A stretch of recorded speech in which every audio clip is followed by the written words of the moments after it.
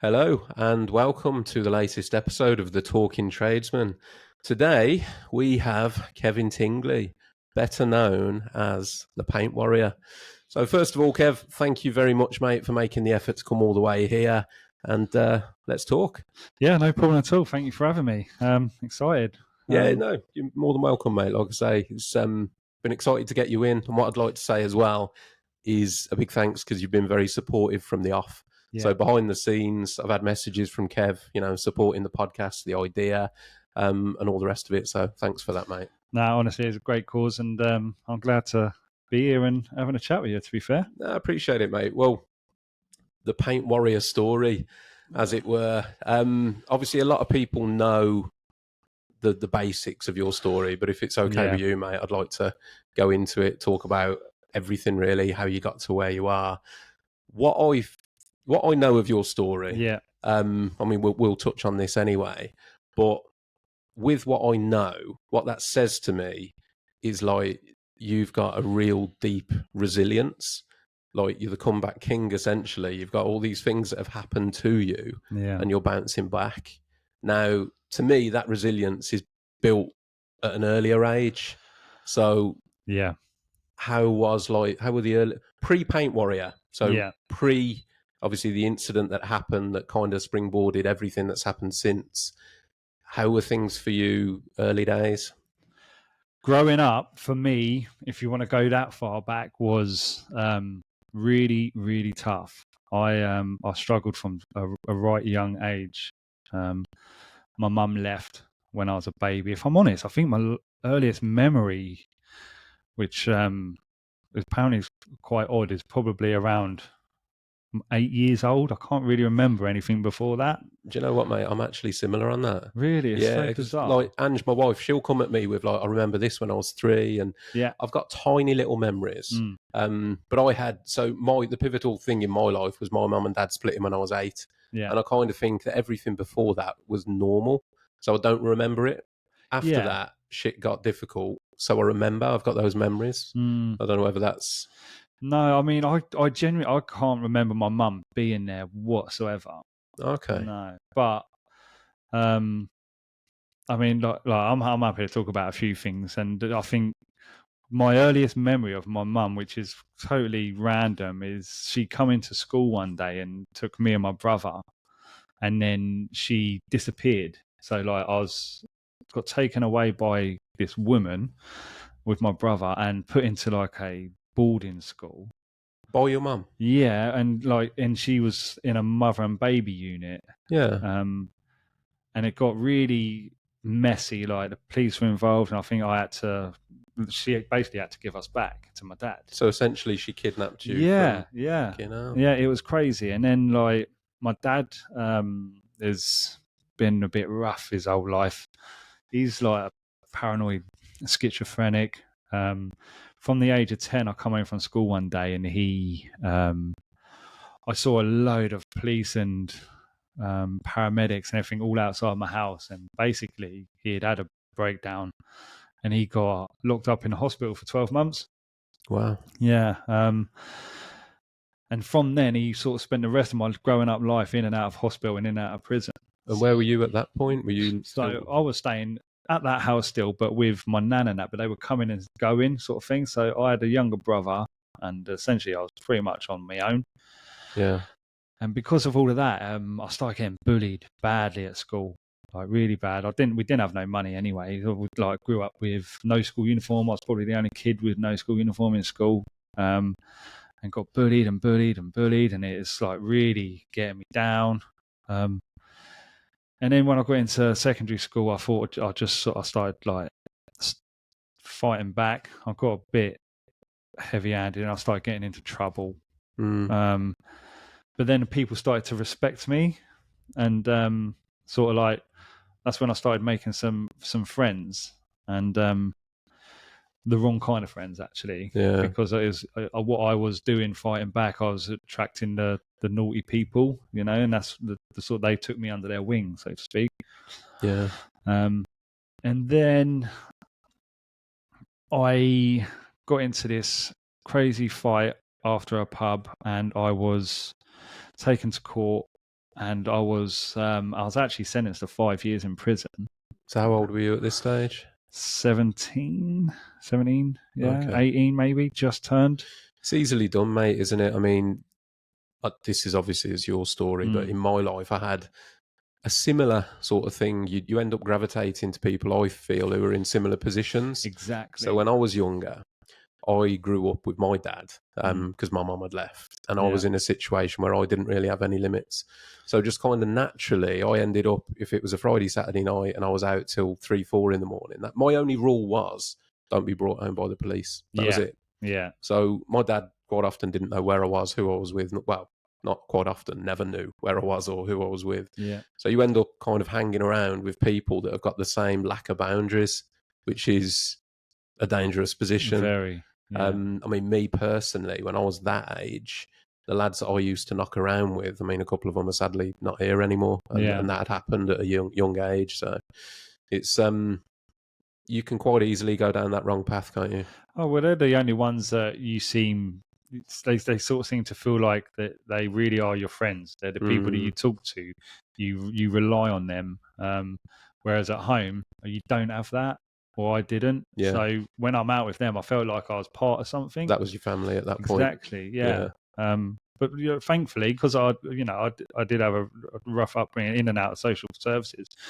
When I did get sentenced to 5 years, they actually took me downstairs and cuffed me up to ready to go into the van.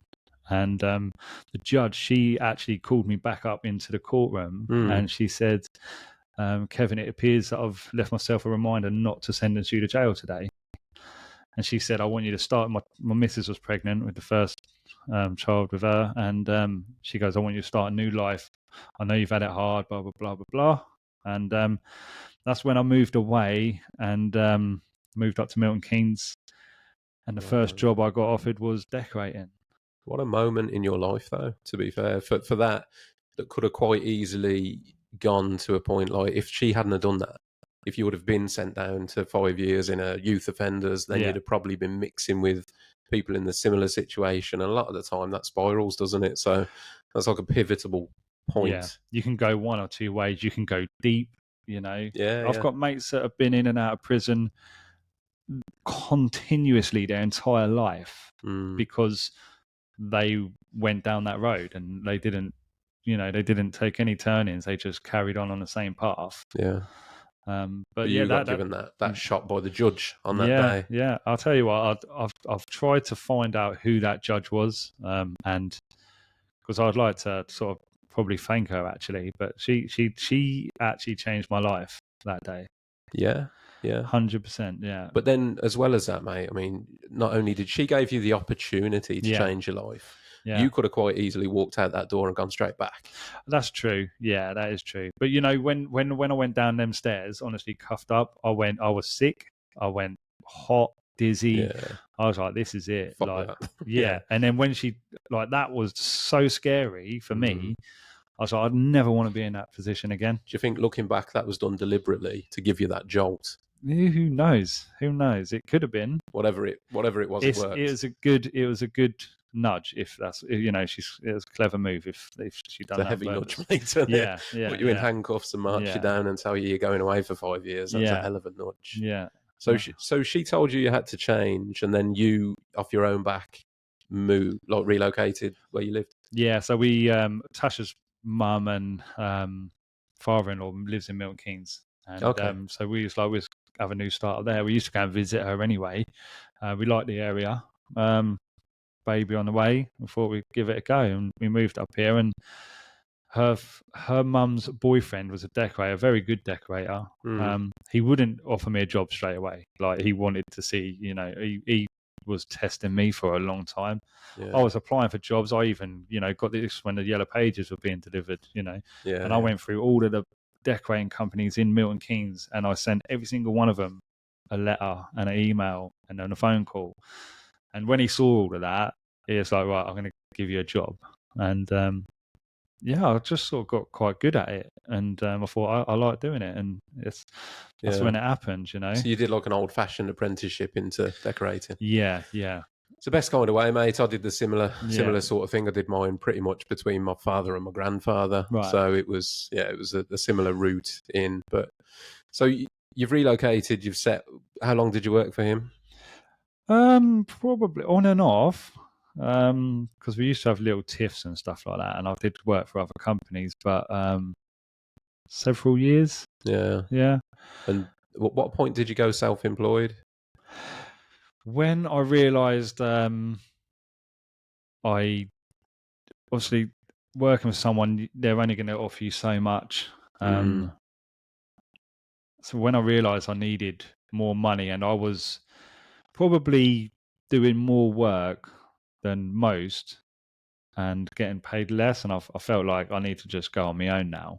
yeah. But he was supportive of that, and he actually always told me, you're never going to get rich working Working for for someone someone else. else, Yeah. and he's Yeah. like, I think probably he's the sort of person that probably kept me at that level purely to push me away to go and Yeah. do better. I think that's it in the trade, mate, isn't it? Most people, exactly that. Like you get to that point where you've learnt the trade and you need to spread your wings. And I Exactly. Yeah. think a lot of the time that's where you learn the real lessons in trade. Mm. And there's a different motivation, isn't there? Yeah. Once you start working for yourself compared to working for someone, where if you get that job done quicker, it's money in your Yeah. pocket, not Yeah. somebody else's. And I think it's a complete mindset changer as soon as you do go self-employed. Yeah. 100%. It's like you don't know how important everything is until you start working for Mm, yourself, and that's when you start to relate to your boss. It's like, wow, do you know what? yeah. He actually done quite a lot, to be And fair. at that stage, then, so you've relocated because of the situation you were in. Yeah. You've got baby on the way or baby here. Babies are there now, both kids. Yeah. Okay. With Tash. So then there's that pressure as well, setting Yeah. up, and you've Yeah. got the pressure behind you of making sure that you can provide for your family as well. Yeah. Yeah. I was coming home from work. I think I started on like £50 a day doing that. And then when I got home from work, she would walk across the road to work at Tesco's Mm, in the evening. So like we wouldn't really see each other until the weekend still, because I would yeah. work during the day, she'd work the night time. She'd get home at 10 when it shuts. It all builds this picture, though, Kev, doesn't it? Because Yeah. it kind of shows that, from day one, really, you were dealt a bad set of cards, but you've always had the resilience and the drive to graft and put yourself on a better footing. Yeah. I mean, I try. I think, I'm probably the only person in my whole family that has their own business, and that's a big thing for me, because there's a lot of them that are sort of they just wasted their life, really. They haven't cared about doing anything. And I was like, I just don't want to be anything like that. It's weird, isn't it, that like now and again you get the sort of like the outlier, potentially like yourself, that you come from a particular family Yeah. and that you look at it and you go, I want more, I want better.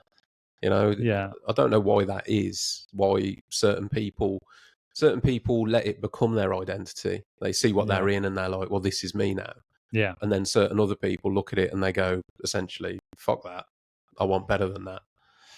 Yeah. I mean, if I'm honest, I don't want a lot, but I want to be able to go on holiday, and I want my bills paid, and I just want what I never had, like for my kids. Mm. So little things like, a regular haircut. Things like that are really important to me. That why you married a hairdresser?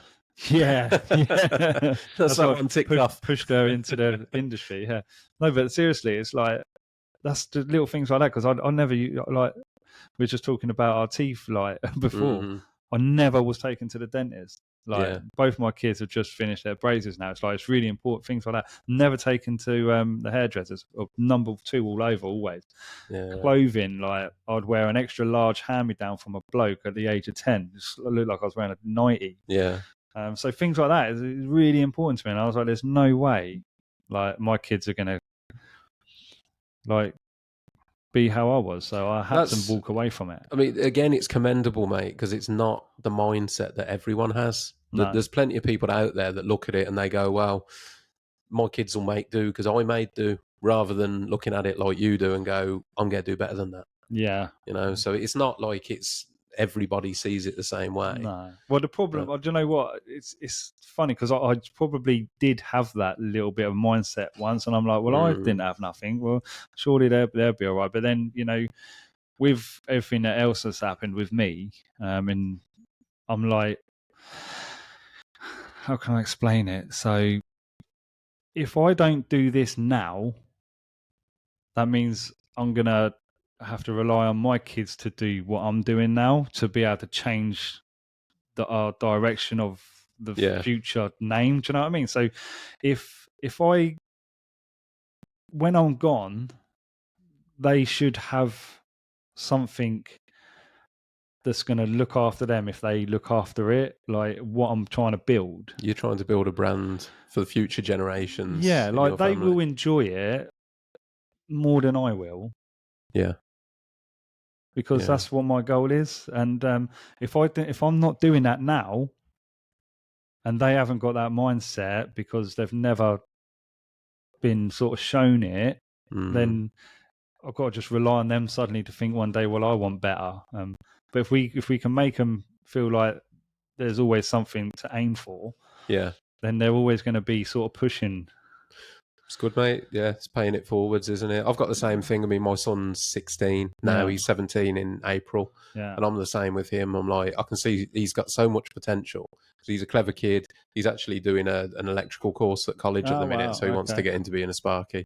Tried to get him to be the fourth generation a decorator, but he was not having any of that, mate. So you never know. You never know how things come round. I remember when I was his age. So I started going to work with my dad from a really young age, essentially because my mum and dad split. I stayed with my dad. So summer holidays, Easter holidays, Christmas, that was it. I just went to work with him.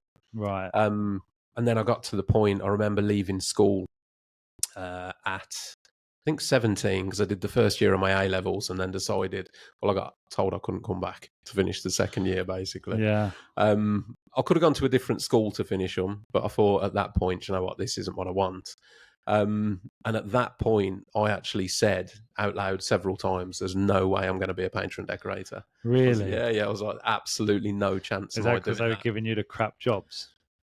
I don't know, I think, and this, I feel horrible saying this now, but if I'm being honest, I actually thought at that point, I want better.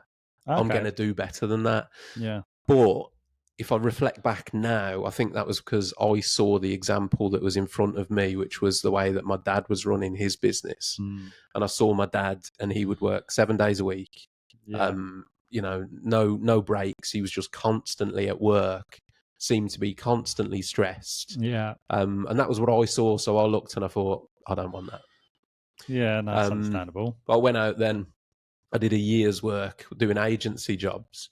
And then I clocked that you'd get paid more if you took on the heavy lifting jobs. Right. So some of the jobs I did, mate, the only thing that I said I wouldn't do was work with food. Okay. Because there were a couple of factories in the local area that dealt with like fish and things. So I was like, I'm not doing that. So I did a year of like heavy lifting jobs in the agency, and then I thought, well, like removals or no, it was. I mean, like one of the jobs was I remember spray painting the bases for patio heaters, like the weighted base. Yeah. And I'd spray that, and then we had to box and package them. So it's all sort of painting related still? That was. But the rest of it, I did like operating machine presses and I used to be, where I'm from, Redditch, there was a lot of the old Rover factories. They're all gone now because Rover's gone. But a lot of the factories around there used to deal with making parts for Rover. Right. So I remember in another factory I worked on like doors, car doors, and you used to have to put them in a big press and then pick up the door, carry it. Like on 8 Mile? Oh, could have been. That was pretty much it. Was it? So you'd put the door in, you'd press this thing. It would, I don't even know what it would do. It put some kind of vinyl cover like on the inside of the door. Yeah. And then bang, and then you'd have to pick it up, put it on a rack, get the next one, put it on the press. Yeah. So I did that for a year, and then I thought, you know what? Actually, being a decorator is pretty good. Yeah, so got myself back into it, took over the business at 17, and I haven't looked back since. But yeah, there was a point, and I look at my son now, and I think, is he just going through I'm not doing that? Yeah. So you never know. I mean, the door's always open to him. Yeah, you just don't know with the kids, do you? It's hard, like it's just openly said you 100% wasn't. You just don't know what you want to do. You don't know, and that decision comes around really quick as well, doesn't it? Yeah. Like you've got to make a decision. Suddenly you're at the end of your school. You do, and mate, it seems massive, doesn't it? Yeah. Like, what do you want to do for the rest of your life? It's Yeah, like, exactly. fucking Wow. hell, that's huge, you know. But this is the thing. It's always like for me. Obviously, I'm a decorator, but I'm sort of building a brand now. So Yeah. it is eventually the lanes are going to change. It's still going to be in the same industry. Yeah. But it's never always the same thing. Because you've got a son, I think, around the same age, haven't you? Yeah, he's 16 next week. Is he interested in the trade? You know what? He wants to be an architect, but Okay. he does come to work with me, and he's very sort of anal about prep work. If I say to him, sand something down, get that door frame, blah, it would be the best prep door frame. He will take his time, but there's no he don't understand the concepts at the moment of how quick you should be doing it because of the money side of it. It's cheap labor at the moment. He's only 16. But he could be really good because he's very particular. To be fair, mate, at that age though, you've got to learn the skill first, haven't you? Yeah. You learn the skill, then you get the speed. Yeah, exactly. Yeah. I've said similar to my son. I mean, my lad has said to me several times about coming to work with me, and he has come to work with me loads and done prep and the basics when he's just trying to earn some money. But what I've said to him is, I'm not going to spend time teaching you skills if you're not going to do it as a job, because it's a waste of my time then. But I've had that conversation with him where I've sort of said, look, it's not about speed. You don't have to be quick. You've just got to master the skill. Yeah. Then you can work on the time and make it profitable. No, that's right. Yeah. So we've kind of drifted off subject a wee bit there. Bit. I mean, when you were self-employed, you wouldn't have been paint warrior at that stage. No. So what were you trading as at that point? Just KJ Painters. Okay, so generic decorating name. Standard, yeah, really standard. And I got to a point where I managed to buy a brand new van. We was the first people to live on a new build site. And this is when I went on my own, and I didn't have a vehicle at the time. But I walked out a site, and I walked out my house, walked onto site, and I asked them if they needed any decorators, and he said no, that there's a company already doing it. I left my card anyway, and by the time I just got back, which was only a couple of minutes walk, the guy phoned me up, and he goes, "Oh, do you want to do a plot for us?" And I was like, "Okay." And it was about 650 quid for a 2-bed apartment.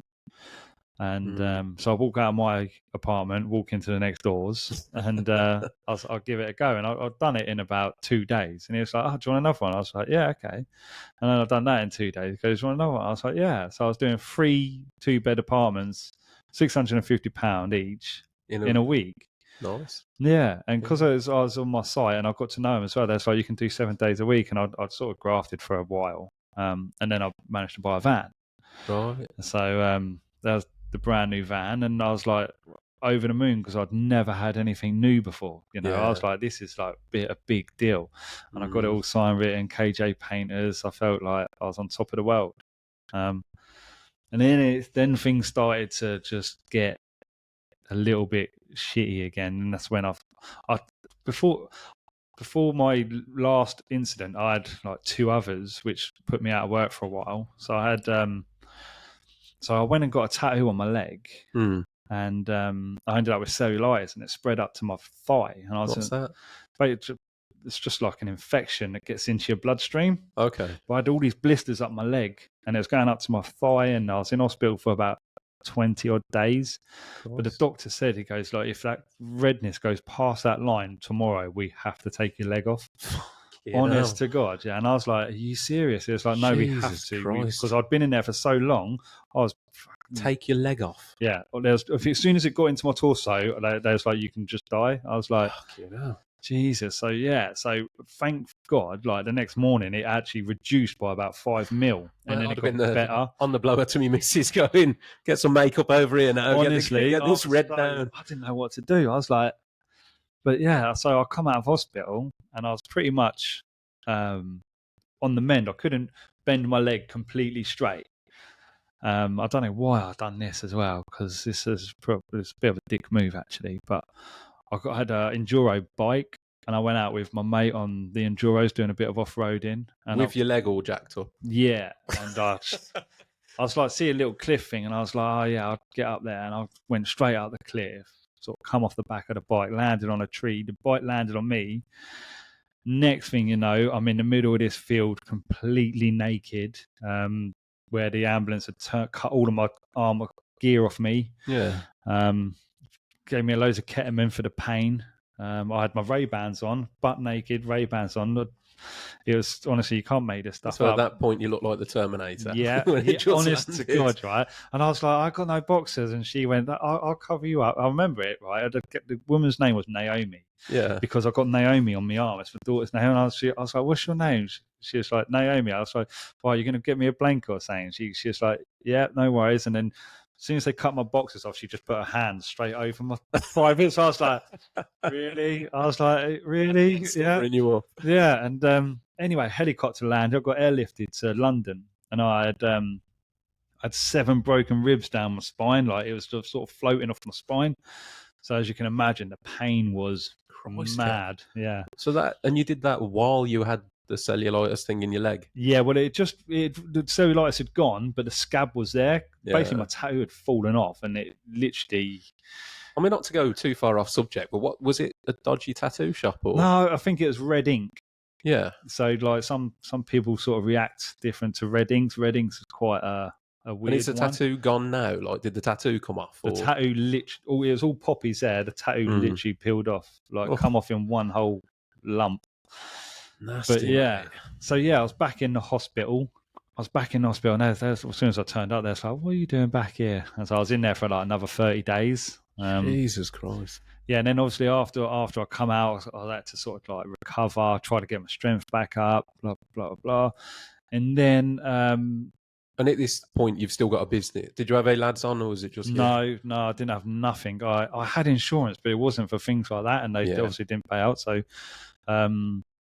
yeah, so I had to just sort of take it on the chin and just sort of struggle, basically. But yeah, about a year or two later, I was back in it, full steam ahead. You know, I had the business was booming again. I just carried on, and that's when it come around to COVID. I think it must have been Christmas time. You know, when we started getting warnings about COVID. Yeah. What was that, 2020, wasn't it? 19, 20. End of 19, it was early 19, 20? wasn't it? Because then we come into 20, wasn't it? Yeah, so then I was doing a gym, actually, and just spraying a whole lot black. And then I think that was the whole of January, basically. February, and my nan was ill. She was dying. She had, like, cancer. And also she brought me up from a young age, on and off, like, so she was a big part of my life. More like a mother character. Yeah. And then... we're in March now, and we just got put into lockdown, and then my nan passed away. So then I went down to the funeral, and then after the funeral, I went to the shops and come walking back to the shops, and this is when I got attacked by 3 guys, and I was stabbed 8 times, twice in the back of the head. 3 guys? 3 guys, yeah. So you'd come out of the funeral, you've gone into a shop, and then walked out the shop, and you've just been jumped. I went to my nan's. She lives like 90 odd miles from me, so I drove down there. Tash was with me, and I'd gone into the shop just to buy 4 cans of beer. Yeah. I thought I'll have a couple of beers with the family, and then Tash can drive us home. We had to get back for the kids anyway, so it was literally just a quick thing. Was Tasha with you at the time it happened? No. She was still at my nan's, like where everyone else was. Yeah. But as I was walking back, that was it. Got jumped, stabbed 8 times, and I didn't really know what was going on. I thought I was like being attacked, like punched and stuff. Yeah. Because obviously I got stabbed in the back of the head, and it was like a full blown. So it felt like a punch, you know. It was like, stabbed you in the back of the head. Yeah, right at the back of the head, and one in the side of the face here. Mate, so that's like full on. They were trying to end your life at that point. Yeah. And these 3 lads? Did you know them? Never met them before in my life. Never met them before. Obviously, we'll get into what happened, but like, were they found? Have they? Yeah, they were found. Yeah, one of them were found. Sorry, 2 of them were found within a couple of weeks, I think, or a week.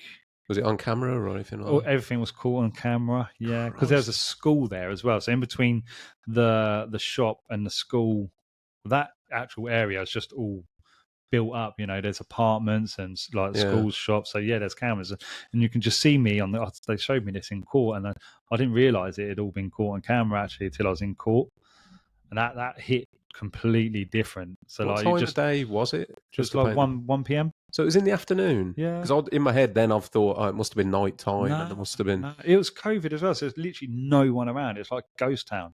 There's the only people that were at the Mananzas were the people that were allowed at the funeral at the time. Right. So not many. So literally, and it's like there's this woman, because I used to live down in that area. There's a woman named Becky. She drove past, and she was like, "Oh my god, are you all right?" And I was like, I Yeah. looked down, and I was like, "I think I've been stabbed." So, And if she weren't there, I would have died. so what did they've done that, and then what, ran off, or? So they attacked me from behind, stabbed me in the back 4 times, under my arm, back of the head twice, and then I grabbed one of them and I pulled him around in front of me, and Yeah. I threw him on the floor and I put my foot on him to hold him down. I was like, "Whoa, whoa, whoa, whoa! What are you doing?" Yeah. And he actually lunged at me and he stabbed me there as well. So quite close to the heart. Christ. That was that one wasn't actually that bad, just a little nick. But then I think they realised what had happened and they just got up and ran. When you say they realised what had happened, in what context? Because I mean, they knew they were stabbing you. So, Well, yeah, I mean, I guess they knew that maybe that was the wrong person. was that what it was? It was the wrong person. The wrong person, yeah. So it wasn't just a random attack. They thought that you were somebody else. They thought that I owed them £180. £180. Yeah. And they tried to. I mean, even if you were that person, they tried to end your life over £180. Yeah. And I'll tell you what, I had the money in my wallet. Even if they were robbing me, I would have gave them the money. But I didn't stand a chance because it was, like I say, it's all from behind. And of course, you're not going to be expecting that, are you? Like you say, middle of the afternoon. Why would you even consider that somebody was going to do that? And there wasn't even no warning, like, where you sort of feel like if someone's following you, or you could probably hear them. But nah, from the CCTV angle, they were hid in a bush. Yeah, as soon as I got to a point, they come straight out and just attacked me. So they must have seen you go into the shop and thought, oh, that's somebody else that they were looking for or whatever, and then waited for you to come back out. Yeah, I have no idea. There wasn't anything shown of me walking to the shop. It's only that coming back, so I don't know where they come from. I mean, that in itself, mate, that's fucking insane. Yeah, isn't it? Yeah. I mean, so 2 of them were caught. They catch all 3. Yeah, all 3. They caught all 3. One of them disappeared to Blackpool or something stupid like that. I don't know. I know it's near a seaside somewhere. And what happened? What the prosecution? What was the result on that? The jury found them all guilty. If this is what really annoyed me, actually, because the original charge was attempted murder, which it was. Yeah, I mean, regardless of what the courts have said, that is fucking attempted murder. Yeah, 100%. So it got dropped to a section 18 with intent. What's that? Basically, is that like ABH or yeah, something like that. Yeah, GBH or something. I think GBH worse. I'm not. I can never remember whether actual or 1 or 2. Oh no, I think GBH is worse. Isn't grievous it? bodily harm, innit? Yeah, but I think that was like so they went not guilty through the whole thing. They said that. You're joking? No, they said that they were feared for their life. I threatened to kill them. And then this is when the CCTV come out, and I was like, "Where's all of this evidence?" Blah blah blah. Because they said that we was arguing in the streets, nothing happened. So even at the point where they're caught essentially red-handed, there was no remorse. No, at that point. No. And did you have to sit through the trial? Were you? I had to go to the trial, yeah. And then after the first or second day, I think I walked outside, way outside, and all of their mates come out and they surrounded me in the court as well. I thought, oh, here we go again. Fucking hell, Kev. Yeah. Like, I mean, that's ridiculous. Yeah. So you'd have thought that, first of all, I mean, were you... I mean, I'm assuming this is a while down after it's happened, but were you given any support or protection or anything like that? Not really, if I'm honest, because it was lockdown. COVID still was quite heavy. Literally, there was like nothing going on. So even when it come to like therapy, that took a year. to come Are we round. talking like physical therapy or like Like mental mental therapy? therapy, yeah. Because I can't even begin to.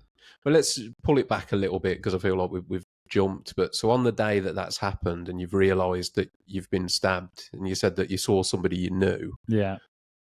What happened then? Did you like collapse from Yeah, the? I just hit the deck. She phoned an ambulance, but next thing I know, again, it's like must be a March thing because when I done my leg and that, and I was naked, it was March, Mm, and then this happened on the 27th of March, and next thing I woke up, all this sirens going and like flashing lights. I had police, fire brigade, ambulance. They cut all my clothes off again, and they were like patching my wound up. recurrent theme. Yeah, Boxers on this time. no, well they took them off because they just had to Okay. check everywhere. But Yeah. because there's so much blood, you think I got stabbed from here all the way down to above my bum, basically. Yeah. So I was covered in blood. Yeah.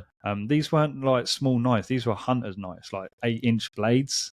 Like this was like it was Christ. serious stuff. So like you can imagine how much you bleed from a paper cut. You know, it was like so they had to just take everything off, clean the blood up, make sure they got every single wound located, and start sort of working. How close was it? If I'm honest, I felt like I said goodbye to my kids. As in, did you rung them? Or? No, I couldn't ring them. I was like, so you said goodbye, Tash turned up because like she that's what happened. See, it starts coming back to me. So when that woman said something to me and I hit the deck, I tried phoning Tash and I couldn't. Right, so I've got my Snapchat up. Yeah. And I sent her a video. I was like, Tash, I think I've been stabbed. And I sent her a video and she located me on Snapchat location. Christ. Yeah, and that's when she come to find me.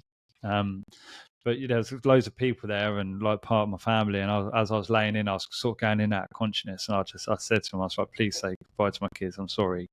I love them. Just look after them. And then I woke up in hospital. Fucking hell, mate. I mean, that's like literally made me feel funny just listening to that. Yeah.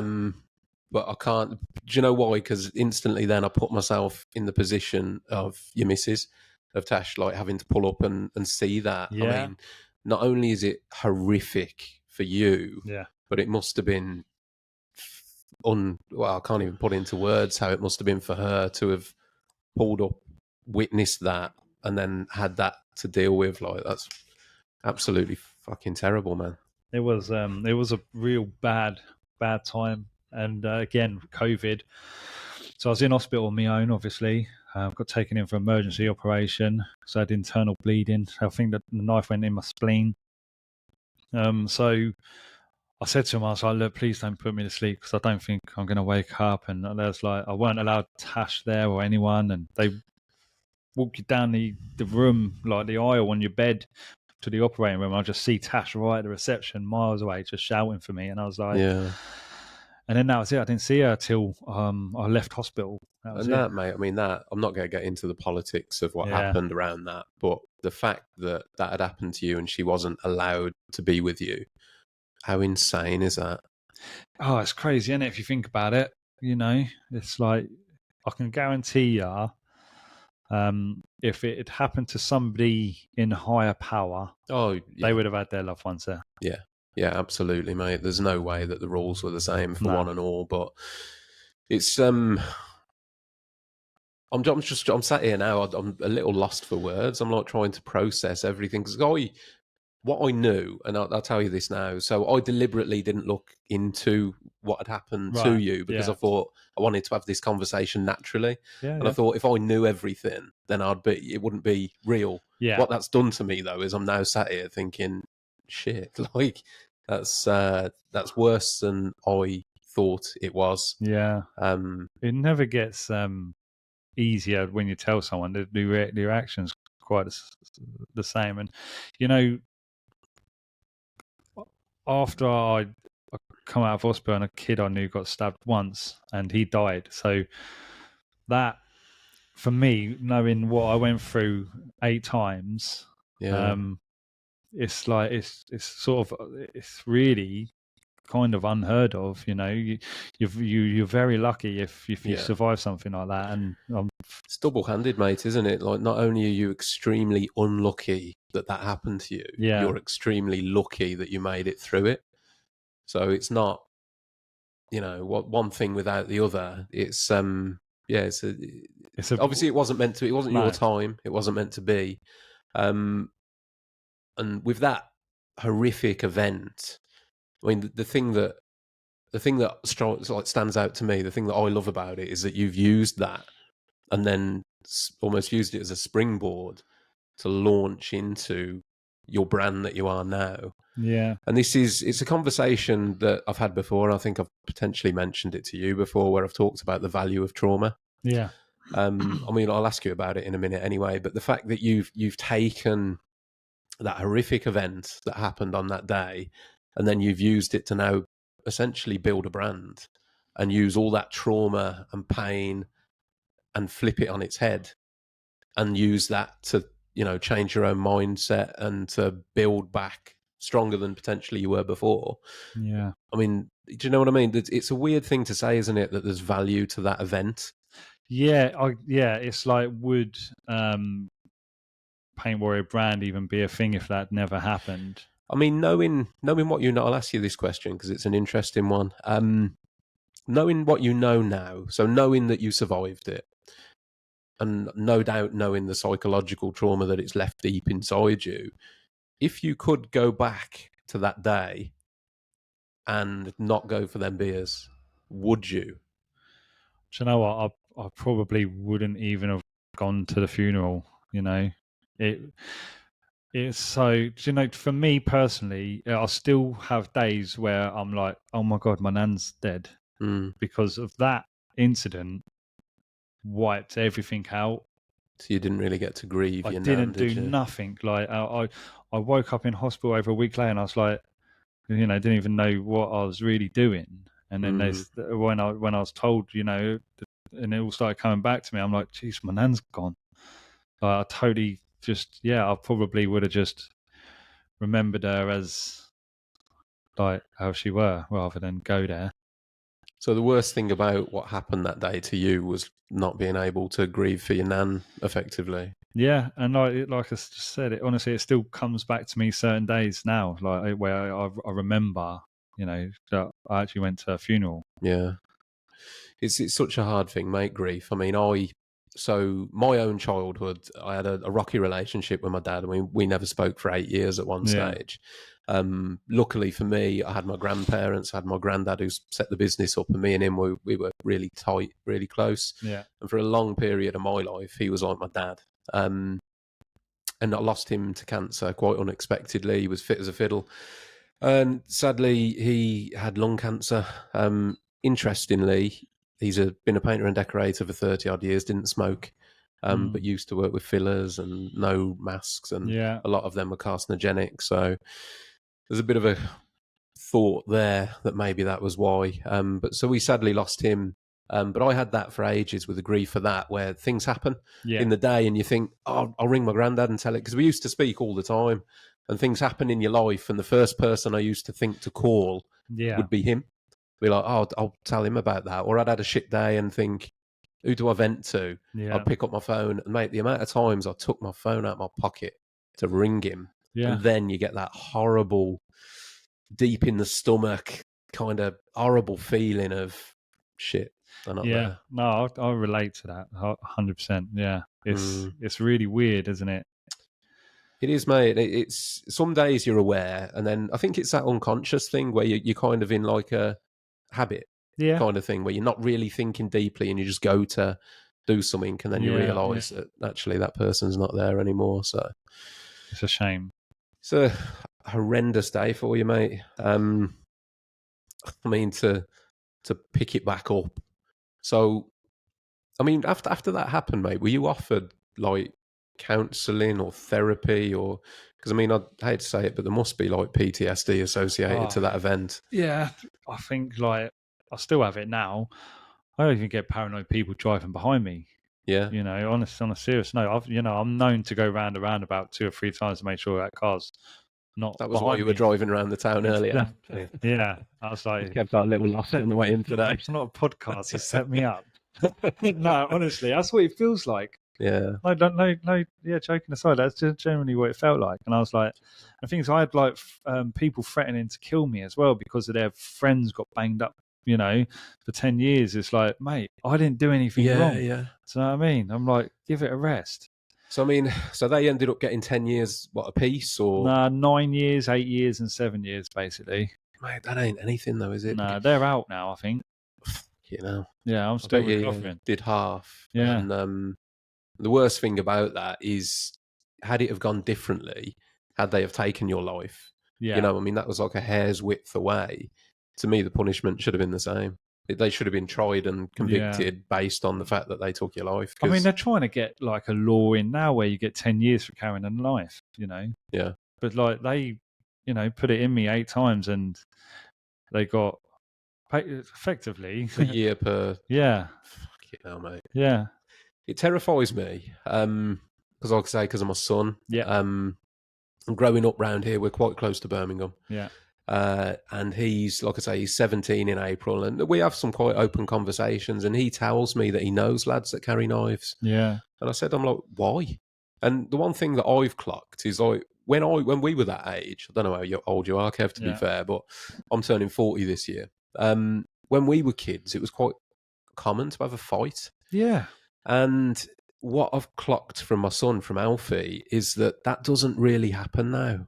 And I think it's because, this is my own speculation here, but I think it's because of the rise of social media and camera phones. The kids, the youngsters, they don't want to fight because if they lose, somebody's recording it. And then they become a permanent internet meme for getting knocked out or beat up. Yeah, maybe. So now what they do is they don't fight, they carry knives. Yeah. And the only reason somebody carries a knife is because they're scared. Yeah. You don't do that if you're a confident person. No, it's true. And either that or you're a fucking complete psychopath. But 9 times out of 10, it's because people are scared. They carry a knife in case somebody's carrying a knife. Yeah, well, they openly admit it's for protection, isn't it? Exactly. They openly admit it. That's what it's there for in their eyes. It's this constant cycle, though, isn't it? Because you carry a knife because you're scared somebody else is. So they carry a knife because they're scared you are. And where does it all stop? And unfortunately, it stops when somebody gets stabbed. Dies. Yeah. It's 2 lives ruined, 2 families ruined. It's generations ruined, isn't it? Because thankfully you're sat here with me today. But if you weren't, that's your wife that has got to deal with the trauma for the rest of her life. It's your kids that have got to deal with that trauma. And how they deal with that trauma, are they going to react, violently in their future? Because there's so many, that generational trauma that then gets passed all the way through your family. Had that have took that turn, I mean, I dare say there's still a good amount of trauma anyway, just from what they have had to. I mean, again, I don't want to make things too emotional for you, but the moment where your kids would have been told what had happened to you, I would imagine that still lives with them. Honestly, I remember phoning her up. My daughter, Tash phoned me actually. She went to the reception and gave them, because police took my phone and everything, gave them a temporary phone for me and some credit on it. And I phoned her up, and then I was like, I'll speak to the kids. And Chanel, my daughter at home, I was like, you're right. She just started crying. I was like, it's all right, don't worry. I was like, we'll be fine. And that really, she's a very emotional person. I think that really hit her hard. Yeah, it would. Massively. She's the one that sort of helped me out the other end as well, by seeing her like that. So sort of had to try and sort of make out as if, it's really bad what's happened, but it's not that bad. Let's get through it, kind of thing. At the same time. Yeah. And to be fair, mate, you've done that with style. Yeah. So let's pick things up a bit more positively now. Paint Warrior, the birth of Paint Warrior. Yeah. So I do know this bit because I've heard you say this on interviews before, but it all came from, was it your daughter? From my daughter. Yeah. So did you set up the account as Paint Warrior? Was that like a... Yeah, well, no, she was saying about setting up an account. She was like, just because this is when I was just literally, I didn't want to do anything. I didn't want to go to work. She was like, you should post your work. She was like, people would like to watch that. And I was like, nah. And then we sort of come up with like she opened the account for me, set up my TikTok and blah, blah, blah. And we come up with Paint Warrior. Mm. And then she's like, just post some stuff. So I posted a video. I was just painting around a plug socket. Yeah. I had like, and then I posted, as soon as I posted it, I jumped in the shower. And then by the time I'd had a shower, got back out, I had like 20,000 followers. Like it must have been like 5-6 minutes. So it just went viral just like that. Yeah, I had like 20 million views. It's a proper crap video. And that was without the backstory. Like nobody knew what had happened to you. No. See, that was another. I had assumed that your first stuff had come out off the back of what had happened to you, and the Paint Warrior brand was built off the back of the trauma of that day. But it sounds like that wasn't the case. No. She come up with Paint Warrior, and I think it probably was to do with sort of me recovering, as a good name. Yeah.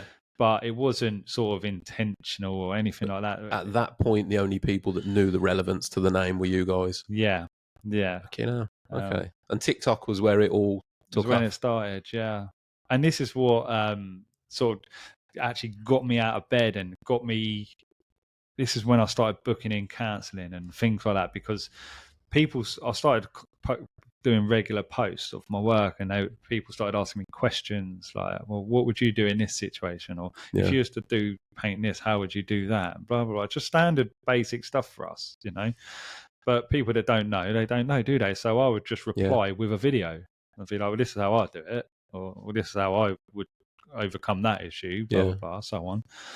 And then, people started asking me like, where did your name come from? Why Paint Warrior? And blah, blah, blah, blah. And then I took it to Instagram, Facebook, and then it just got bigger and bigger. And then within a year, it's probably at close to 1 million followers, I think. So it's only been a year.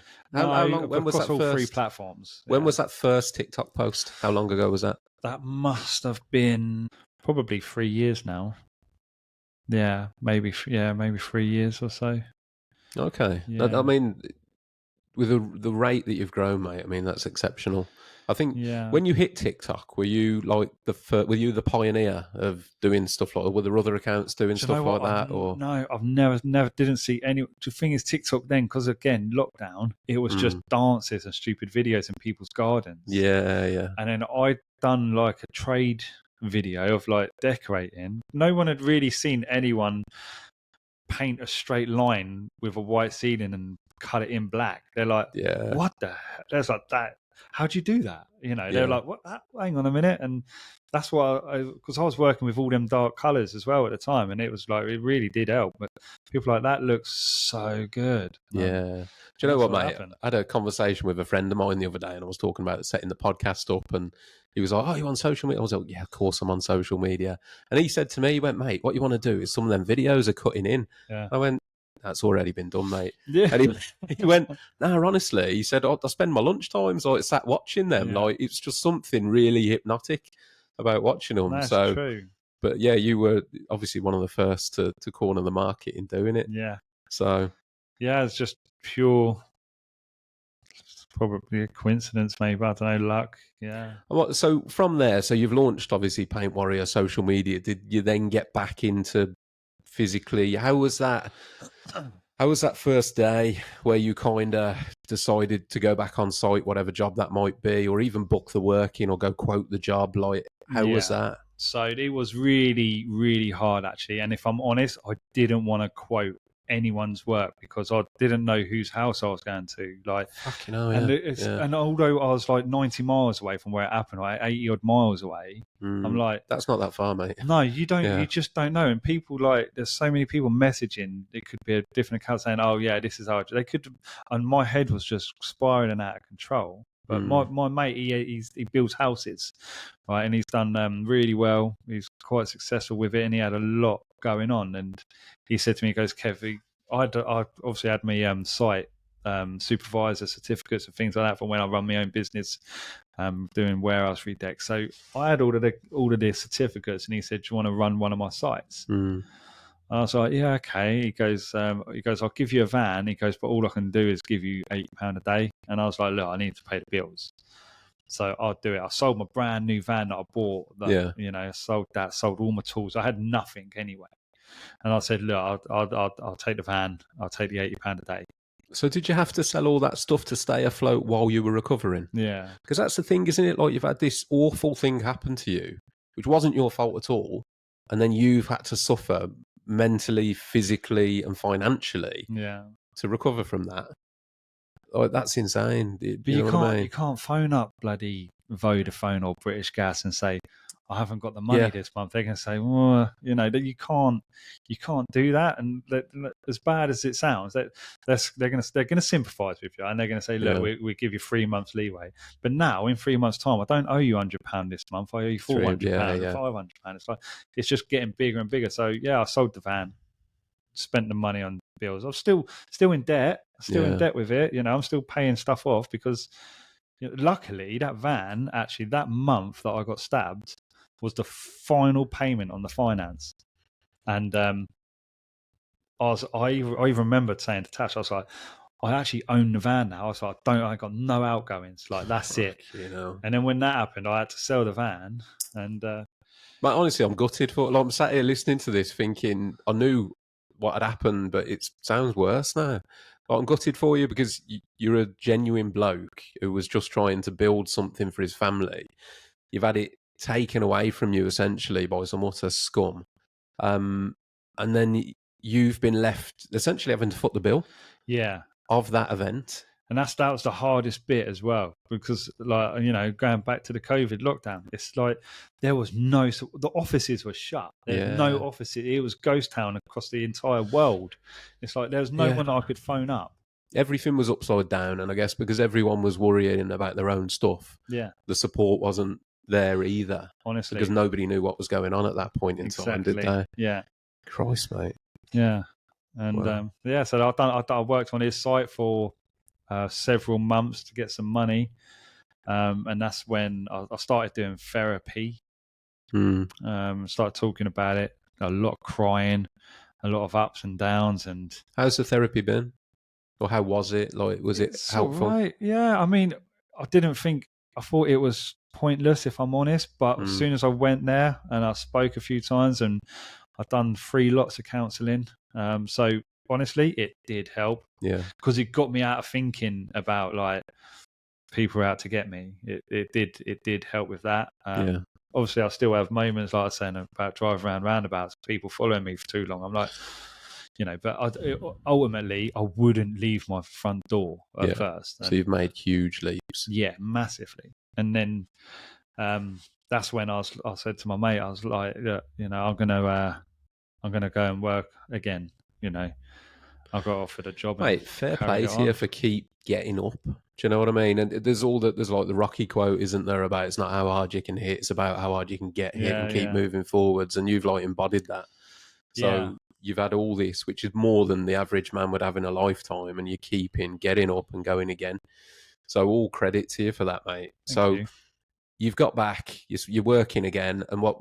So the social media, was that all just building in the background, or? Yeah, so obviously I was on the site. That's the reason I actually got back into working, because I was running the site, and then I was sort of doing little bits of painting here and there for him in the houses, and then I was like, still £80 a day. I'm actually decorating your houses. You know, I was like, I'm going to go back and work for myself. Yeah. You know, I priced up a few houses for him. You know, I've done a couple, but that was later on. But I think, you know, I come out, I gave him his van back.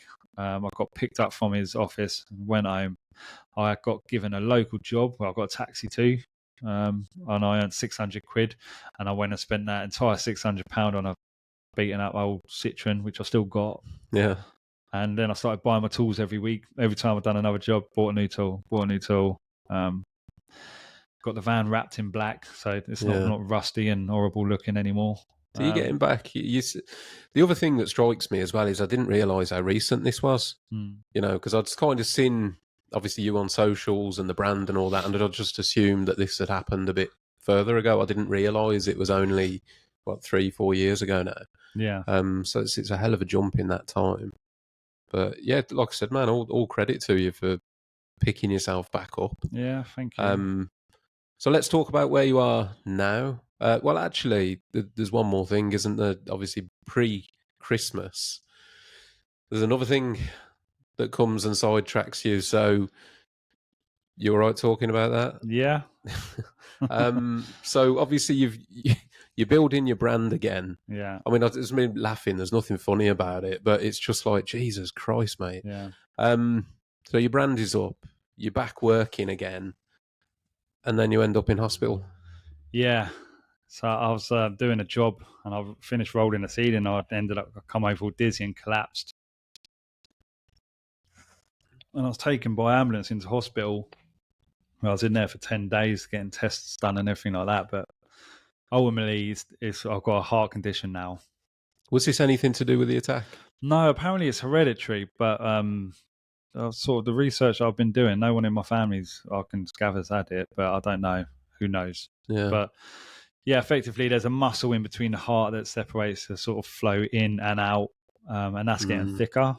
And basically, it's the most common cause for sudden death in young people, and it'll just get thicker, and you're not going to pump blood anymore. So, fucking hell.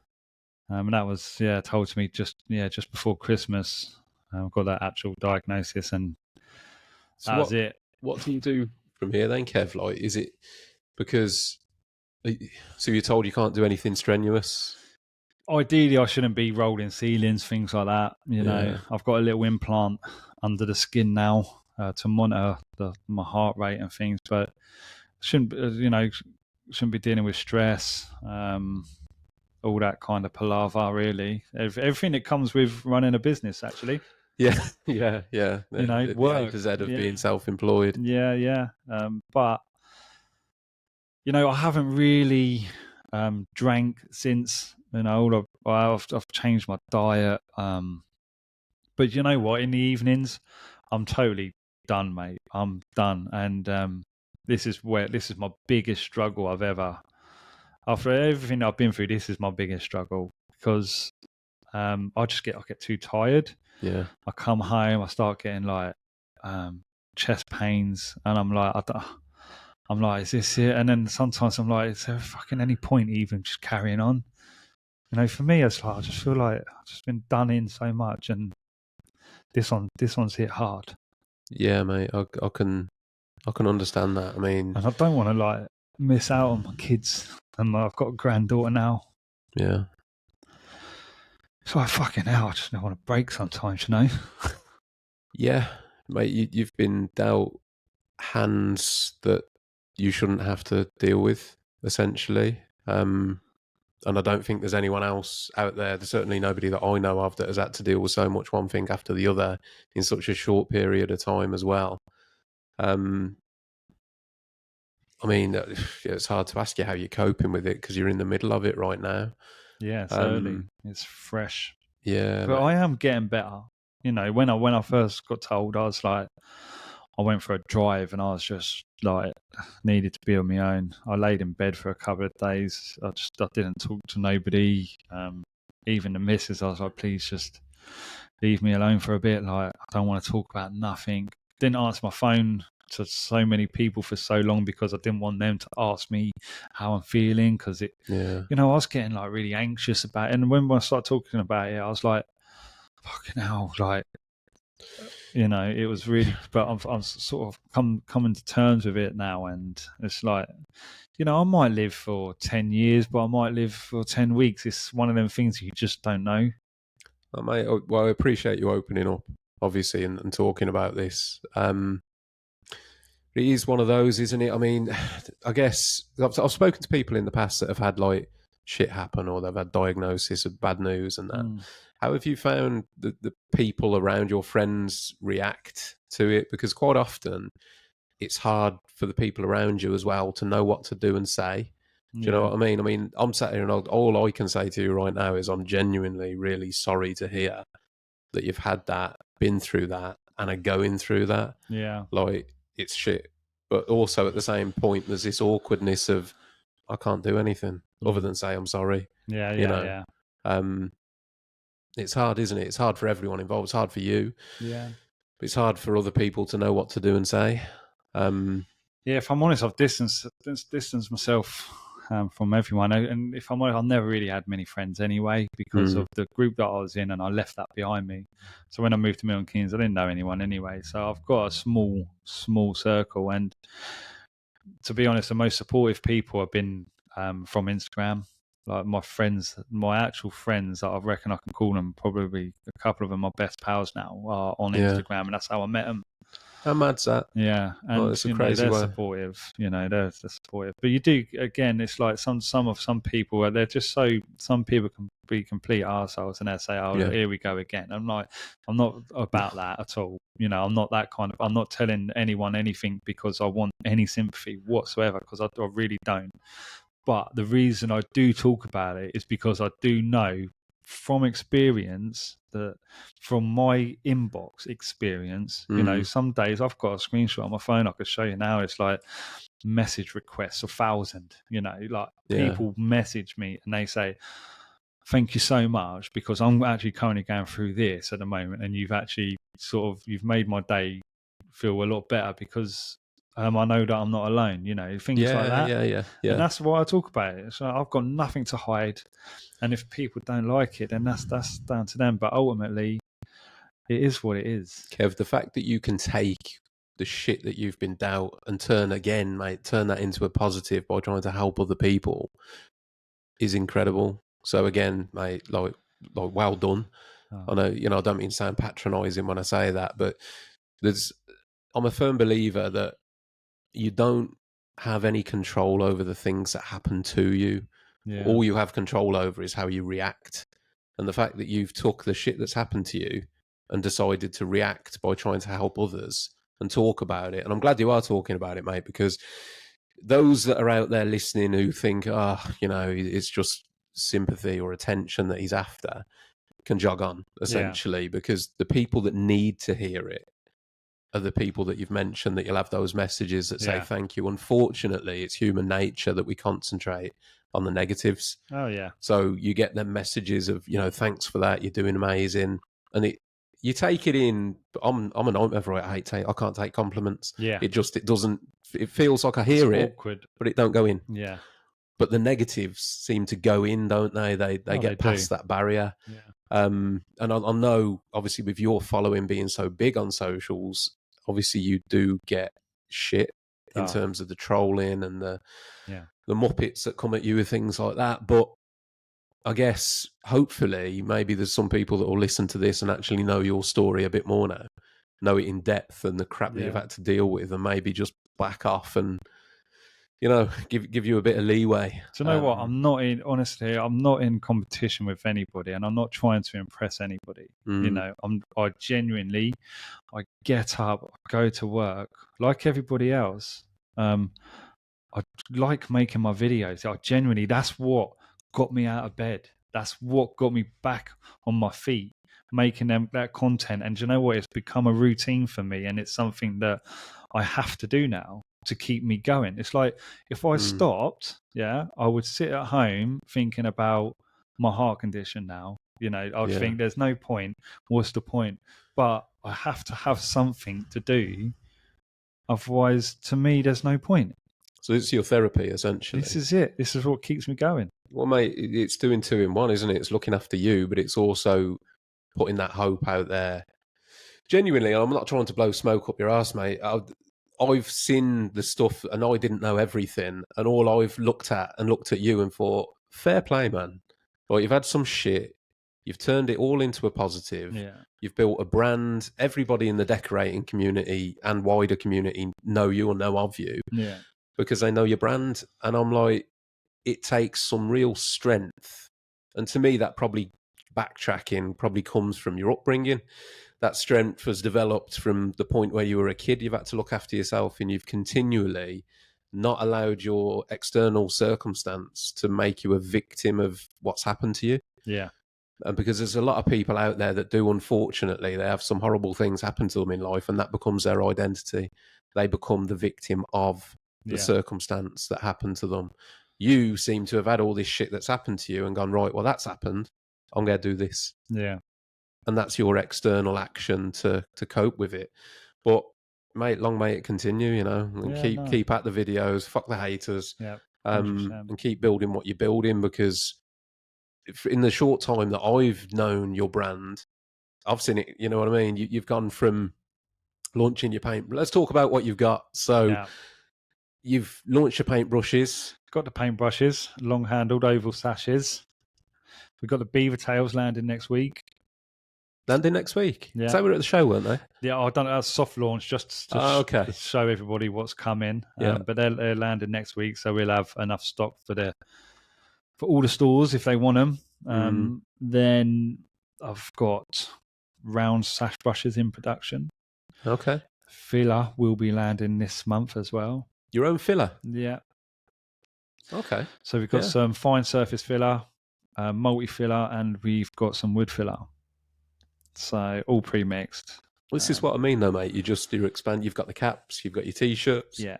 you've got the merchandise, the branded wear. Yeah. And I think personally that like the vibe that I pick up is because you are like a survivor, for want of a better word. It's quite a positive movement. Yeah. And people want to be a part of that.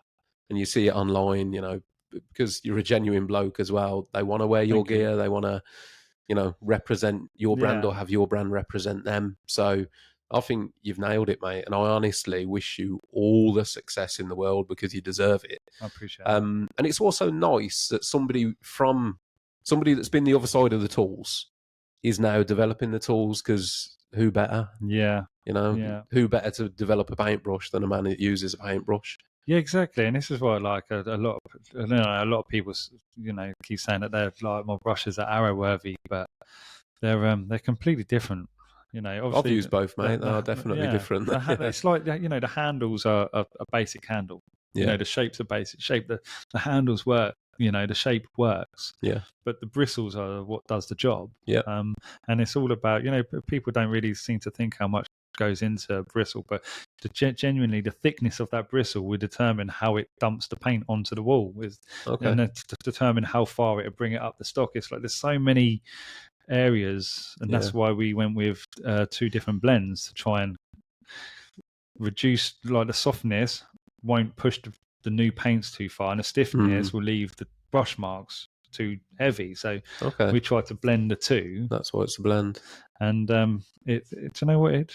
I personally think it works, and I really enjoy them. Mate, loads of people love them. Yeah. I mean, again, completely. It's not biased because Kev sat here. I just wouldn't say anything, but because Kev sat here, I've used the brushes, mate, and they are top notch. Yeah, you know, I use a variety of brushes. I'm a bit of a brush whore, but I have used your brushes, and they are a really good brush, and I will continue to buy them as well.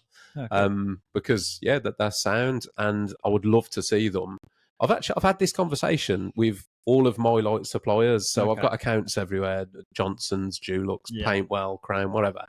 And I always say the same thing: is that generally speaking, their selection of brushes is terrible. Yeah. You have to go online to get a decent brush. It's crazy, isn't it? That's so true. Yeah, and it's so hard to get into a store. Yeah, it genuinely is. You know, these big companies, there's so many heads you got to get through to get to the right person, but it's like, but they have a structure, you know, and they're running their business, and you know they have to predict things to go. It's just such a long until you start having them conversations. It's a lot of people say, why can't you get them in here? It's generally not as easy as that. Manufacturing wise, I know nothing, so I'm like completely fish out of water on that. So if you were to try and get like all your brushes into a store, how would that work? Would you have to produce a load of brushes ready to give out into the store? Yeah. Do you get paid when they sell? Do you get paid when the store buy them? How does that work? So it's a bit like having an account, I guess. Yeah. So I put my order in, and then I've got so many days to pay for my order. Yeah. So say Crown, take my brushes. They say all the stores order 10 boxes. That's 1,000 boxes or whatever.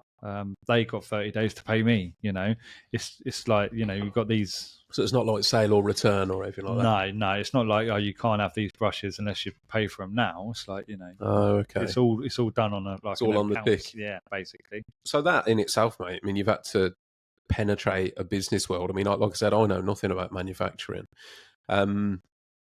But I guess there are businesses out there, aren't they? I mean, the one that springs to mind is Gymshark, because Yeah. they don't. I think they actually have got 2 stores now, but originally they didn't have stores, did they? No. It was all online. Yeah. So would that? I mean, have you got an online shop that you can just supply from? Like, does that? Yeah, I've got my website, which I do have all my stuff on there, but Plug it, Kev. paintwarrior.co.uk. All opportunities, Yeah, mate. no, seriously, it's a lot of people, like places like My Paintbrush Yeah. and Next Day Paints and these big boys, they got a lot of subscribers to their sites, which is fantastic, which is really good for me because they do regularly order. You're on all of those, aren't you? Yeah, I'm on a lot of the online stores, so which is good. And they've got loyal customers. And I'm not trying to steal anyone's customers, but the option's there. If they're scrolling through and they click on my website, they can purchase them. Yeah. So that's it, mate. Tell me, because this one interested me, because I just automatically started thinking about all the other things I could stick in the machine. You've got a fancy machine at home now, haven't you, mate? Yeah, doing brush handles. Tell me about that one. So that's I actually personalised your ones. Have you? Yeah. I haven't opened the box yet, so I've got that one. Kev has kindly brought me a load of goodies. Yeah. So not only has he taken the time to come here today, and he's not getting paid anything, he might think he is. But he's also brought me some Paint Warrior goodies. So yeah, I can't wait to have a look at those, mate. I have got, like I say, a little goodie bag to return with some Talking Tradesman merch for you. I hope there's a sticker in there. Mate, I haven't got stickers. I'm sorry, I haven't got any stickers. Put you under pressure now. But yeah, my machine, the laser machine. So this company reached out to me and there's like, "Oh, would you be interested in having a machine? We could collab on it." And I was like, "What would I? It just looks like magic, though. You stick fishes in that thing. The machine does so much. Like the laser's so powerful, I can cut that handle in half. It would cut through like 18 mil ply. But what they've done, they've given me a portable one, because when they reached out to me, I was like, do you know what? This year, because of my diagnosis with my heart, I was like, this year, okay, so I'm going to make a point, and this is what I'm going to do. I'm going to visit the stores and do trade days with other brands, obviously, because they all do it. And I'm going to take my machine and I'll personalise brushes for people if they're there on the day. I thought it was a nice little touch. And also, what I want to do is probably offer to go sort of do a tour on site. So like if a decorator needed a hand for 2 days, I'm just going to go and work with them for a couple of days. I love that, mate. Just anything, it's a chat. It gets them a little bit of exposure. It shows off, like, the industry, what different jobs we're always doing and different levels of work through different decorators and different types of decorating. I'll have a look at my diary in a bit, mate. We'll get you booked in. We'll get you booked in with me for a few days. As long as it's not stripping wallpaper. Oh, fuck it. No, that's gone out the window now. I was just thinking I've got some real shit work coming. Not your labour. No, but seriously, it'd be good, if we get somewhere, if you've got a job, you've got it prepped up, you need a hand getting it all painted. Yeah, man. I'll come down there, give you a hand, get it all coated up for the day, get some content. When this episode goes out, you're going to get like 1,000 messages wanting Paint Warrior to come on. Well, this is what it's all about, honestly. Yeah, let's do it, honestly. That's it, mate. You'll be booked up for the next 5 years after this episode goes out. I mean, it's like, the thing is I can't do too much, so I'd like to try and give a little bit back. And like I say, it probably doesn't mean a lot to a lot of people, but to some people that do follow me and they are decorators and they do look up to me and they do always ask me questions, I wouldn't mind spending a day with them on site. Just, it's a crack. We'll have a cup of coffee, have some lunch together, decorate some walls. That's quality, mate. I love the idea. Again, it's another thing with you, though, isn't it? It's the next thing coming, the next thing coming. And despite all the bad, you're still moving forwards, which I think is a key take. The one thing I do want to ask you, Kev, is a question that I'm asking everybody. Because the purpose of this podcast, when I launched it, was obviously to address the mental health situation within the building trades. And to be honest with you, the quite frankly shocking statistics that exist around males' suicide within the trades. I'm asking everyone the same question just to get everyone's perspective on it, which is, why do you think that the building trades are in such a bad way when it comes to the statistics on men committing suicide? But what do you think it is about the trades that makes it such a hot point? Sort of like, why do they feel the need to take their life? Why? Yeah, I mean, so the statistics, I don't know whether you've heard me say, but I'll repeat them anyway Go because on. I think it's great to get them out there. 75% of all people that take their own lives are men. Yeah. And within the UK building industry, that makes up nearly, I think it's about 46% of that 75 is purely out of the construction industry demographic. So working demographic is from the construction industry. Yeah. So that's nearly half of that 75% are out of the construction industry.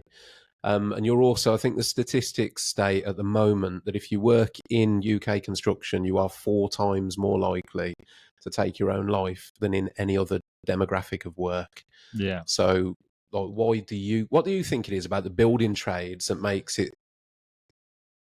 Do you know what? You I know, mean, I've been there. I've had thoughts about it, and for me, it's sort of like carrying the world on your shoulders, isn't it? You know, mm, sometimes, you know, I've been there before where I've taken jobs on, and it's been very demanding.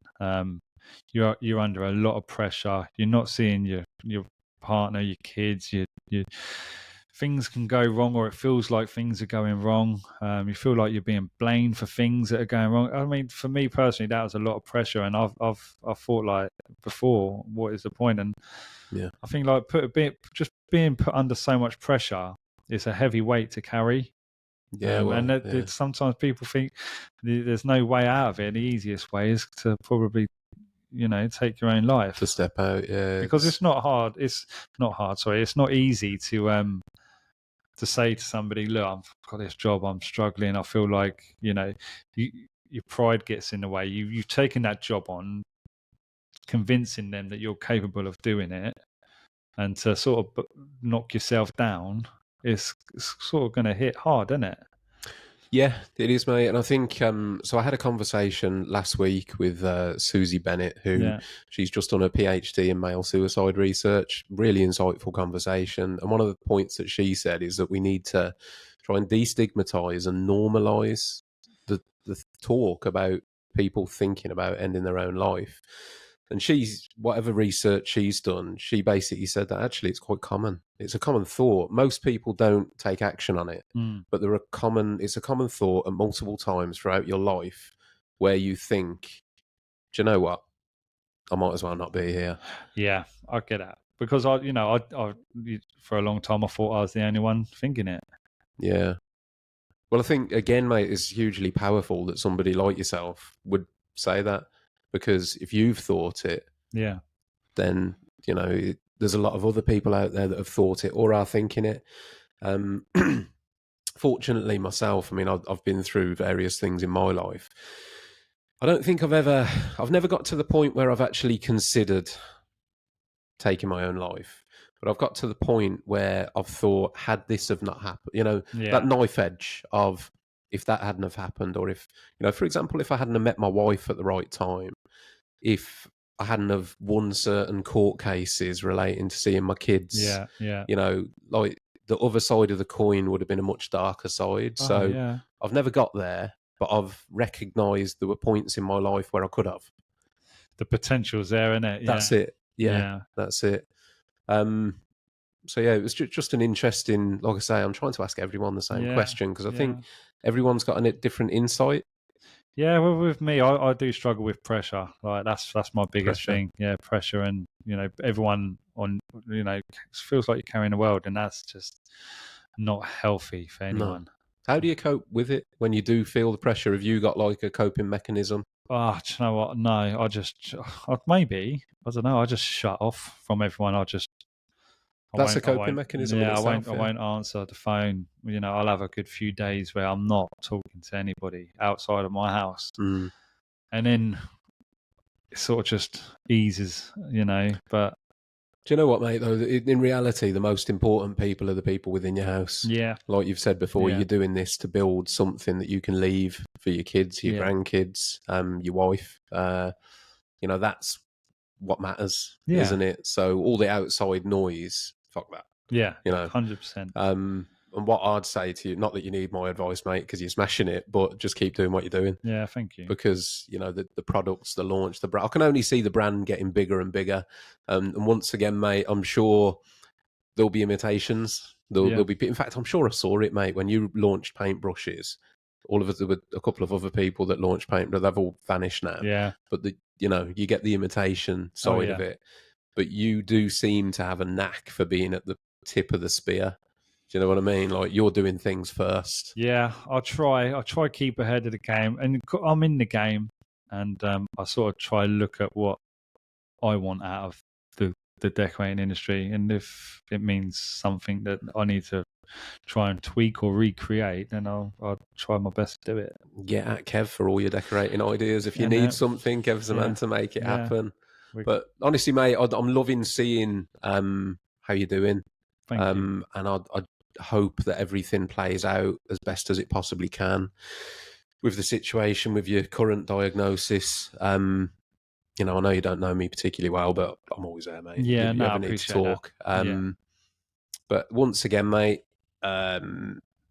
thank you for opening up, telling your story. I hope the people that are listening to this will potentially see you in a new light. It's weird, isn't it? Because, forgive me for saying it, but you've almost made yourself a bit of like a celebrity. And I think with that status comes this weird detachment where it's like he's not a human. He's this character, this person I see on my phone screen or my whatever. And that's where you get that, you know, they wouldn't say the shit they say to you in the street. No and way. To me, if you wouldn't say it to them, don't say it over the internet. It's not. Yeah. You know, I just call them out now, mate. I'm just like, what is your problem? Like, you know, good. That's it. You know, if you're just piss off. Well, mate, like I said, I'm excited to see the future for Paint Warrior. Thanks. So you're popping up on various sites by the sounds of it, mate. Yeah, 100%. That's what I want to do. I want to try and do that. I'm going to have a look through my diary, mate, and see what I can rope you into. Yeah. Well, if you follow Colson Paint and Paper he's from America. Yes. Right. He's been doing that in America with Pretty Boy. I met them at the show. Yeah, so I met them at the show. I've been speaking to him since then. Because honestly, it's such a good feeling. Blah, blah, and he was telling me about how, you know, he gets to travel around, meeting other decorators. He's making friends. It's not no one's struggling for work now or working because they know that they can call in someone and they can go and give them a hand. You know, it's sort of like just borrowing a decorator type thing. And I was like, that's absolutely amazing. I was like, next year, I'm going to do that myself. I was like, you've inspired me to... It's a cool concept. Jump on and do that and meet new people. I was always going to do the trade shows at the stores. But meeting and going to help decorators that's definitely something that's new. And it's because of them. Like you say, mate, it's a great way to spread the brand as well, isn't it? Meet people. Quick question for you though: how's your missus feeling about you working? Like, you know, I'm going to pop all around the country and do all these. To be fair, I don't tell her too much. You know, this is going out. Yeah, don't you, mate? No. Well, sorry about that. She'll have to just deal with it. She is not there. This is how I tell her. Yeah, I was going to say, this is one way, mate. This is one way of telling her things. This is how I tell her. Like, if I sometimes I don't. I've got some news and I won't say it, but I'll do a video on it. And she's like, I didn't know that, and I'm like. It's done now, mate. It? So... My missus is a nightmare for that. Right. I mean, she actually. There was one occasion not so long ago. See that where she went and got a tattoo. Yeah. And the first I saw of it was her on social media in the tattoo shop. Yeah. I was literally like, "You forgetting to tell me something?" Yeah. So yeah, I think she operates with that that tactic as well, mate. So. But the thing is, I'm quite a random person as well. You know, like on the spur of the moment, I don't plan things. Like, it's a good way to be, mate. Yeah, it obviously works out well. If I see something and I want to do it, I'm like, right, let's go. Do you know what, Kev? I envy that because I'm the opposite. So I think of things, I have the ideas, and that's why me and Ange work well. Is because I will overthink it, and I'll think of the idea, and then I'll quickly think myself out of it because I'll think of. She's just like go, go, go. Yeah. She'll think of something, and the next thing I mean, sat here, mate. The reason we're here. to give her all credit, this podcast would not exist if it wasn't for her, because I would have talked myself out of it. Yeah. She takes the idea, runs, all right, well, we've got office space now, so you've got to renovate that. We've got a studio now, so we've got to use it. Yeah. So I think, the It's world just a little needs... bit of a kick up the arse, isn't it? But it's Yeah. in a good way, Absolutely, it's just, mate. and it Yeah. spurs you on, doesn't it? And it, you like you say, you're sort of thanking her for it now. 100%, mate. It's support, I know. isn't it? Yeah, It's a bit of support. I know that side of her complements me. Yeah. That it's that overall picture thing. So I'm great with that. I mean, while we're talking about partners, let's give Tasha's salon a bit of a mention, because I know. So me and Kev, both of our wives, both in the same industry, both work in aesthetics, hair, beauty, aesthetics, and I've been following Kev and noticed that they've now got a salon. Yeah. Your own salon. Yeah. Tingles Aesthetics. She got that just before Christmas. Yeah. Do you know what? Really random again. So we see it, and she was like, "Oh, but I've just renovated 2 rooms in a salon." I was like, "Listen, this is an opportunity. Let's go. Let's do it." It's going to cost a little bit of money, but it's an investment. And once it's done, you've got your own space. You've got no one to answer to. It's brilliant, mate. It's yours. So again, so it sounds like we've got the same demographic in reverse. Yeah. You're the one pushing. Yeah. But yeah, mate, I mean, I followed the renovation online and it looks mint. So you've really done a well. great job. Thanks. How's it going? How's the shop going? Yeah, really good. Yeah, really good. She's got loyal customers, so they've all sort of followed her, which is good. She's getting a lot of interest. She's always busy, That's so good. Yeah, it's going to be a massive, massive industry, mate. There's just so much growth in that. I mean, as it happens, talking about Ange and her impulsiveness, she's actually just decided to move. Oh, is she? So so the salon in Stourport that's been there 5-6 years now, which again has been great. Her salon, is it? Her salon. Okay. Yeah. So she's just relocated. Yeah. So she's been there for quite some time, but she has, in true fashion, gone and saw a space and just jumped at it. Okay. So end of, what are we now? Beginning of February. So end of this month, we move and she'll be opening in Longbridge, which is South Birmingham. So have you been doing that on the side as well? No, mate, that's coming. That's coming. Oh, So that's on its way. I think she gets the keys the end of this month, mate. Oh, and right. It's going to be full steam ahead. Full steam ahead. It's a bit more. So it's quite that industry is quite sort of like high tech, isn't it? It's quite on the forefront. It's always things changing. Yeah. The building that she's in at the moment, a little bit limited on space, a little bit dated. And this place is like state of the art, high tech, new, shiny, sleek, all the rest of it. Yeah. So end of the month, it's going to be a big move, and as you do, you get roped in. Be a nice job though. Yeah, something like that, Kev. Long hours, but you'll appreciate it when it's done. Yeah, so we've got all that coming up. New move, new demographic. So hopefully that will go well too. Good. All the best. But once again, mate, thank you ever so much for your time today. And for everyone listening, although I'm sure they already know where you are, where can we find you, Kev? My socials, TikTok, Instagram, Facebook, just Paint Warrior. Type it in. You can Google it, actually. You will find Kev everywhere. Google it. The painting king of social media. Well, just I wouldn't say king, but mate, I don't think there's anyone above you on the social standings, in fairness. But if you haven't tried Kev's stuff, do try out his brushes and all the rest of it, because genuinely, hand on heart, it is good gear. Thank you. So it's not cheap stuff that's thrown out there. It's made for the profession. It's really good gear. So go and give Kev some support. Obviously, you've heard his story now. There's even more reason to give him some support. So thanks, mate. Again, mate, thank you ever so much for coming in. Is there anything that you wanted to say or finish up on? No, not really. I think, been a bit like a therapy session, actually. No, I appreciate it, mate. Honestly, I really do appreciate you opening up. Hopefully it sends that message out there to others that talk, tell people how you're feeling, and only good things can come of it. So, good. Thanks again, mate. No worries. Thank you. Cheers, Kev. Cheers, buddy.